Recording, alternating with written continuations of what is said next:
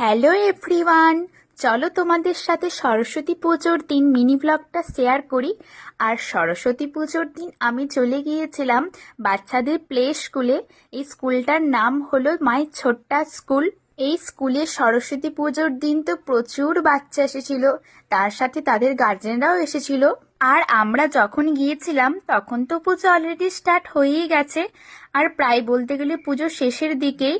আর আমার সব থেকে বেশি ভালো লেগেছে ঠাকুরের এই মুখটা, কি মিষ্টি। ছোটখাটোর মধ্যে সরস্বতী ঠাকুরের মূর্তিটা সত্যিই খুব সুন্দর হয়েছিল। আর এই স্কুলটা হলো আমার দিদির স্কুল। আর এই বাচ্চাগুলো এত ডিস্টার্ব করছিল, একটুও স্থির হয়ে বসছিল না। তাই পুজো কমপ্লিট হওয়ার পর ওদেরকে একটু বাইরে মাঠে নিয়ে এলাম ঘোরাতে। ওদের মনটা একটু ফ্রি হলো আর ওরাও একটু ঘুরতে পারলো। তারপর আমি চলে গিয়েছিলাম আবার পুজোর কাছে। এখন তো পুজো শেষ হয়েই গেছে, কিন্তু এখন হবে বাচ্চাদের হাতে খড়ি। তাই ঠাকুরমশাই স্লেটে সমস্ত কিছু লিখে দিচ্ছিলেন। আর প্রচুর বাচ্চা ছিল যাদের হাতে খড়ি এখন হবে।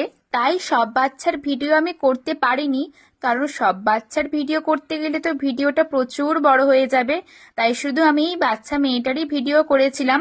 ও কি সুন্দর হাতে ধরে ধরে সমস্ত কিছু লিখছে, খুবই ভালো লাগছিল। সব বাচ্চার হাতে খড়ি হয়ে যাওয়ার পর সবাই খেতে বসে গিয়েছিল। Thanks for watching, by.